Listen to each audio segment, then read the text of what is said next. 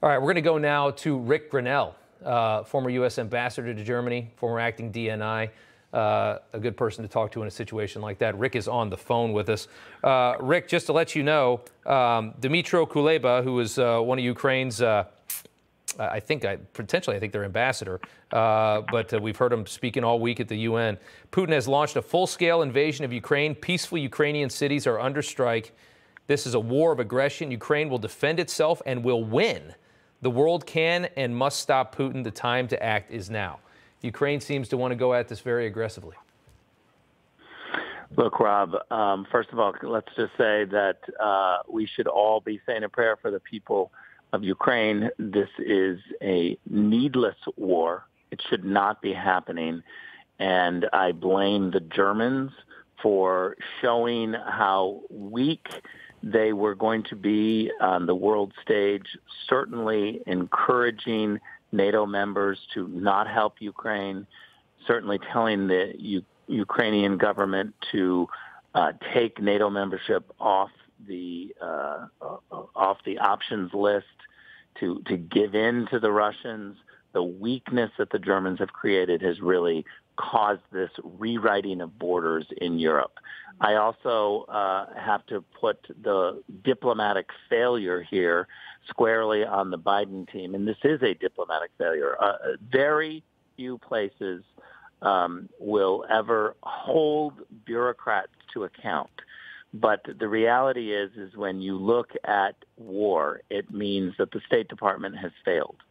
And this is what we're looking at. Anthony Blinken has not delivered the tough diplomacy that should have come forward. Joe Biden has not delivered tough diplomacy in the face of Russian aggression.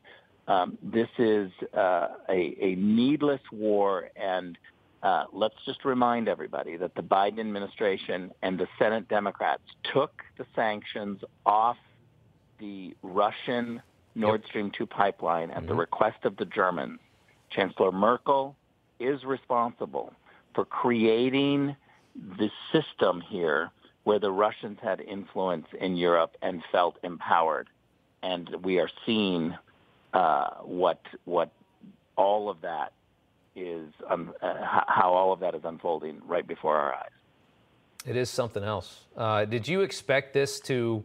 I mean, it's starting to feel like, and again, and we can report to you right now that apparently our president is speaking with Ukraine's president over the phone right now, and we can also tell you that our president is going to be delivering some kind of an address in the early morning hours on Thursday. Probably well, the next can I 7, just say 8, something Go about ahead. that? I actually don't believe that Joe Biden is on the phone right now. Okay. If Joe Biden was on the phone right now, he would be delivering some messages to the American people. Why is he going to wait till the morning? If they're under attack, come out, Joe Biden, and say something. You're the leader of our country. You're the leader of the free world. You're going to wait till the morning when Kiev is under attack? This is an atrocious message to the world that we are this weak. I just left President Trump. I'm here at Mar-a-Lago, calling you from Mar-a-Lago. Yeah. And President Trump was aghast at what is happening. And he made perfectly clear, and he's right, this would not have happened under Donald Trump.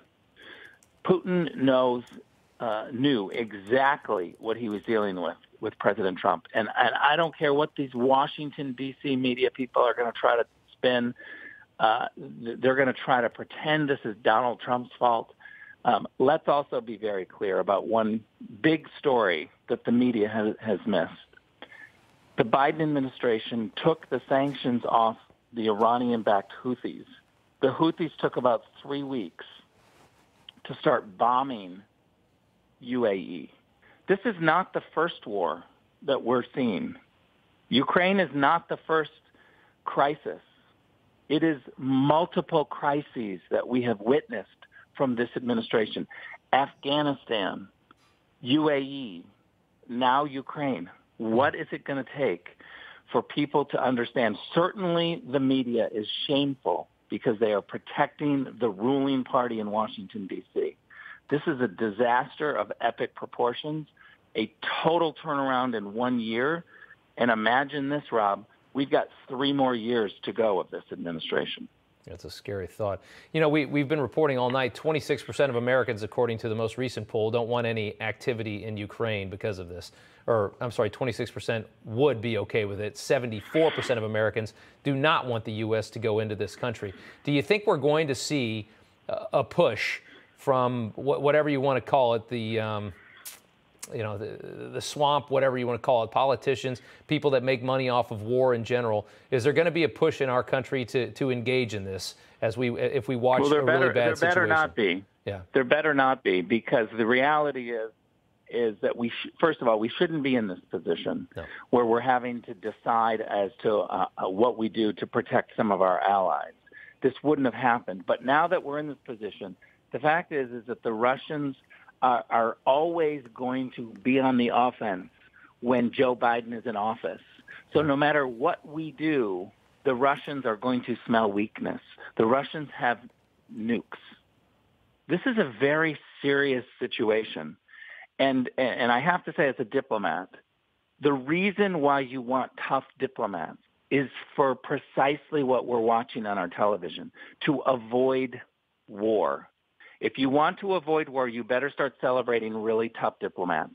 We have to blame Wendy Sherman, who's the Deputy Secretary of State, and Anthony Blinken, the Secretary of State. They have utterly failed yet again. They should be run out of office, because when diplomats fail, war comes. This isn't it. All right, Rick Grenell. You put it very well, and we're watching just a failure after failure of our administration, and now it's causing problems, and going to cost lives on the other side of the world. It is something to see. An administration just can't get anything right, and the consequences we're seeing there. Rick, thank you so much for taking the time. Let's bring everybody back in here for a second, just with an update, and just paint the picture, set the story here for a second. That's Mariupol. That's southeast Ukraine.